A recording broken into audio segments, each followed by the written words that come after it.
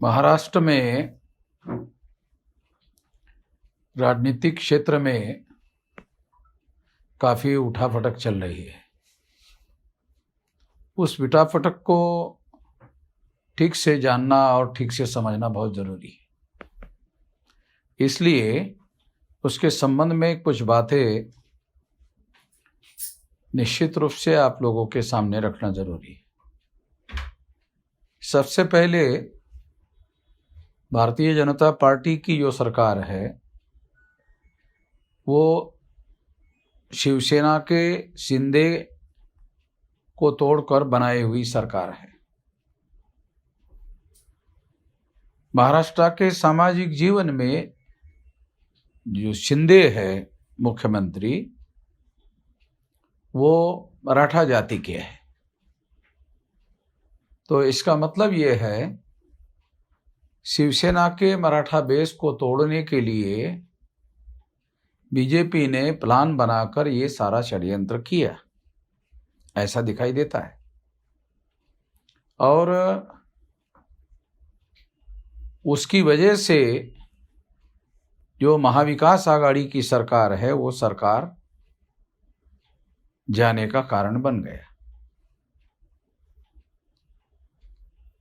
दूसरी महत्वपूर्ण बात इससे संबंध में समझना जरूरी है,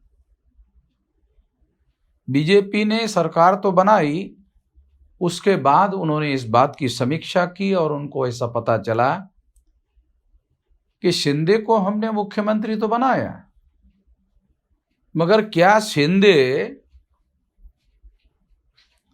महाराष्ट्र के मराठा वोटों को बीजेपी को ट्रांसफर कर सकते हैं? तो बीजेपी और आरएसएस के लोगों का आकलन है कि शिंदे मराठा लोगों के वोटों को बीजेपी को ट्रांसफर करने की स्थिति में नहीं है। और अभी तक शिंदे की ये काबिलियत प्रूव नहीं हुई, बल्कि बीजेपी आरएसएस का ये आकलन है कि शिंदे के द्वारा बीजेपी को मराठा वोट ट्रांसफर नहीं किए जा सकते। और गठबंधन में अगर शिंदे को बीजेपी के लोग सीट देते हैं तो बीजेपी के जो सपोर्टर मराठा है या ओबीसी है वो तो शिंदे को वोट दे सकते हैं या बीजेपी उनको ट्रांसफर कर सकती है, मगर शिंदे के द्वारा मराठा लोगों के वोट बीजेपी को ट्रांसफर नहीं हो सकते हैं। यह आकलन बीजेपी के लोगों का, आरएसएस के लोगों का है। दूसरी बात, बीजेपी ने शिवसेना को तोड़ने के साथ साथ उन्होंने राष्ट्रवादी कांग्रेस को भी तोड़ने का काम किया और राष्ट्रवादी कांग्रेस के अजित दादा पवार को उन्होंने तोड़ा। तोड़ने के बाद उनको उप मुख्यमंत्री बनाया।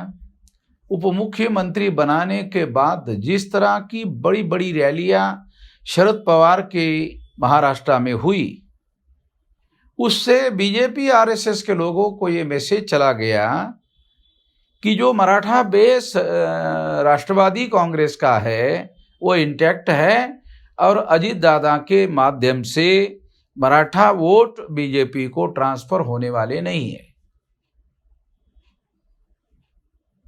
दोनों मराठा शिंदे और अजित पवार, उनको बीजेपी आरएसएस ने तोड़ा, मगर अब आरएसएस बीजेपी का ये मानना है, ये उनकी समझदारी है, ये ऐसा उनका आकलन है कि अब ये लोग हमारे लिए केवल लायबिलिटी हो गए, इसका हम लोगों को कोई बेनिफिट नहीं है। इसलिए आरएसएस बीजेपी ने अपने रणनीति में बदलाव करने का प्लान बनाया है और बदलाव करने का प्लान के अंतर्गत जो अभी महाराष्ट्र में मराठा वर्सेस ओबीसी का झगड़ा खड़ा किया गया, ये आरएसएस और बीजेपी के शिंदे के द्वारा मराठा के वोट ट्रांसफर ना होने की वजह से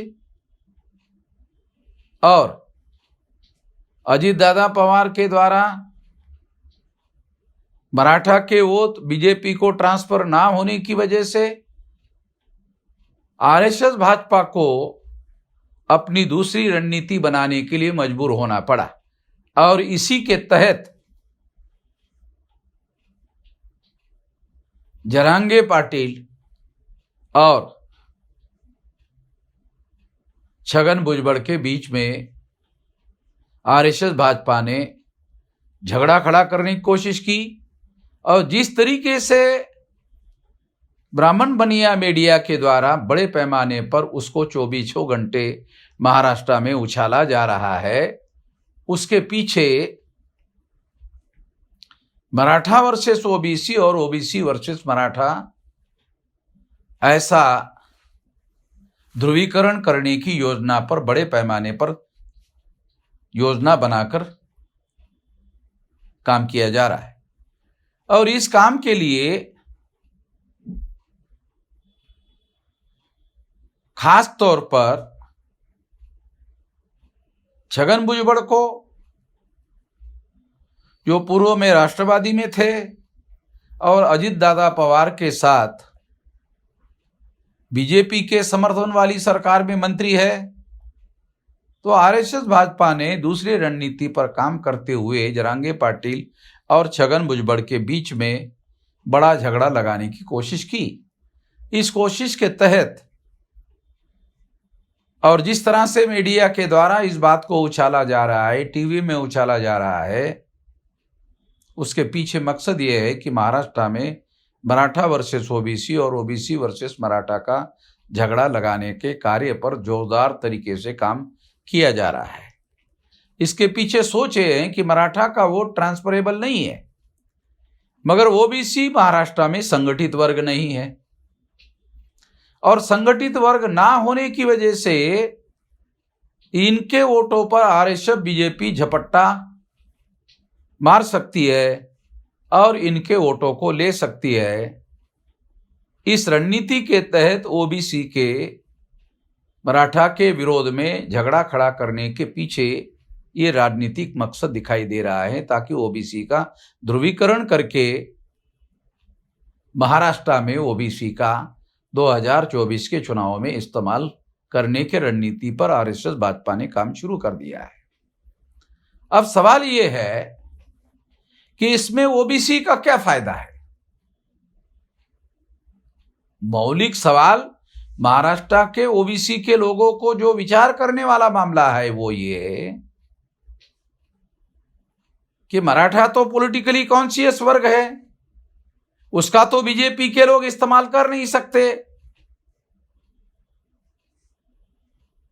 तो आरएसएस भाजपा ने महाराष्ट्र के ओबीसी के लोगों का इस्तेमाल करने का प्लान बनाया है। इस रणनीति के तहत ओबीसी वर्सेस मराठा और मराठा वर्सेस ओबीसी का झगड़ा खड़ा करने का ऐलान किया गया है। ये बात हम लोगों को जानना समझना बहुत ज्यादा जरूरी है और इसी के अंतर्गत मीडिया वाले जिस तरह से 24 घंटे इस मामले को उछाल रहे हैं, जिस तरीके से इस बात को उछाला जा रहा है, उसके पीछे यही एक मूल कारण है और इससे ओबीसी का 2024 के चुनाव में केवल इस्तेमाल होगा और इस्तेमाल होने की वजह से ओबीसी का केवल नुकसान होना तय है।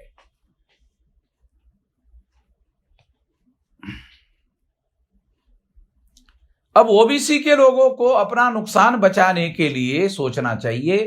ये नुकसान 200% गारंटी से होने वाला है।